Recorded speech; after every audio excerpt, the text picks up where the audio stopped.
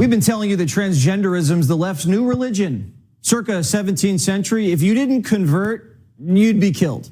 Or in this day and age, you're canceled. If you don't agree there are 37 genders and sign your toddler up for Drag Queen Story Hour, you're a bigot and your life's over. Transgenderism is also infiltrating Christianity. Like at the Adena Community Lutheran Church in Minneapolis. It's the wokest church in the United States. And if you attend one of their services, you'll have the privilege of reciting the Sparkle Creed. I invite you to rise in body or spirit, and let us confess our faith today in the words of the Sparkle Creed. I believe in the non-binary God, whose pronouns are plural. Now, Primetime's Christian, and I don't want to tell others how to worship and what to believe because we have religious freedom. But as a Christian, this seems, how do I say it politely, a little out there. A non-binary God with multiple pronouns. I mean, personally, I've always looked at God as a man. That's just me. In the Bible, God's referred to as he. Maybe I'm old-fashioned, and I get it. God can be everything, everyone. I get that. Now listen to how the Sparkle Creed talks about Jesus. I believe in Jesus Christ, their child, who wore a fabulous tunic and had 2 dads, and saw everyone as a sibling child of God. I believe in the rainbow spirit, who shatters our image of one white light and refracts it into a rainbow of gorgeous diversity. 2 dads. Does Mary know about this? It seems to be this trans church is taking some artistic license with the Holy Bible. Is that allowed? I don't know. Dare I even ask? Because if you anger the trans God, you'll feel the wrath of the rainbow. Indeed, let us remember our own government and the actions that it takes. As of last month, more than 20 states had imposed bans or limits on transgender athletes in schools. At least 18 states have passed laws that bar gender-affirming health care. Still other states have limited bathroom access for transgender citizens. This is our government denying that a people exist. Now, if we're all made in the image of God, does God want children chopping off their sex organs? Doesn't God love us the way we are?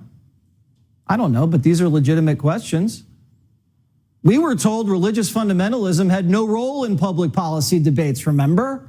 But now we're told that men should get naked in your daughter's locker room because that's what Jesus would have wanted. Tony Perkins is the Family Research Council president, and he joins me now. All right, so Tony, you're much more devout than I am. I think the audience knows that. As a devout Christian, how do you interpret this type of sect?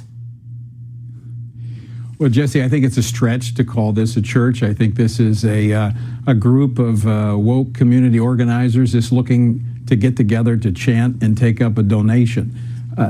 I believe in the Bible, in the God who wrote that Bible. And this is actually where we go when Christian denominations reject the Word of God. Because once you reject the Word of God, you can end up anywhere. And what we see here, I would just to speak to this from a Christian standpoint, a biblical standpoint. This is modern idolatry, where we create God in our own image rather than seeking a relationship with the one who created us in his image. So and that's what we see in the woke church today. They're not a legitimate Christian sect, in your opinion? Well, to be a Christian sect, I mean, you can claim the title Christian, but to be a Christian is to follow Christ. And he's very clear about this. If you read the words of Jesus himself in Matthew chapter 19, he says, have you not read from the beginning that God created them male and female? I mean, he's not confused about gender. There are 2 of them. And so to use this, I mean, they have every right to do it. As you pointed out, we have religious freedom in this country. You have the right to be wrong. But this is not Orthodox Christianity. I want to make that very clear. The Bible is very clear on these issues. I think that is very clear, Tony. Follow me here.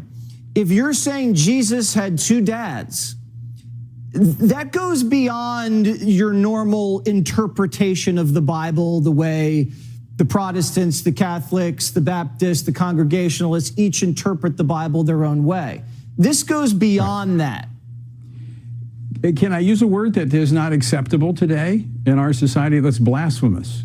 I would not want to be anywhere near that church with what they are proclaiming there. This is a people that have lost their way.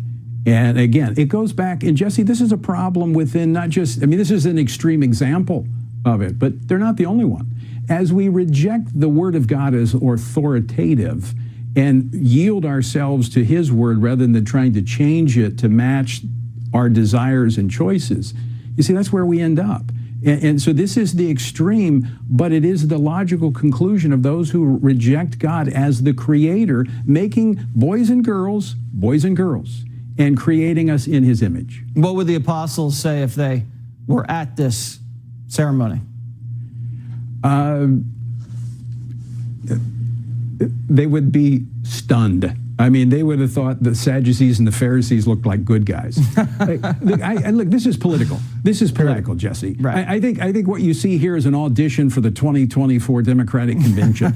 I would not be surprised to see her up there doing an invocation, a chant, sparkle, the whole thing. All right. I think that's what we see here. We were just as stunned as the apostles would have been when we saw this video.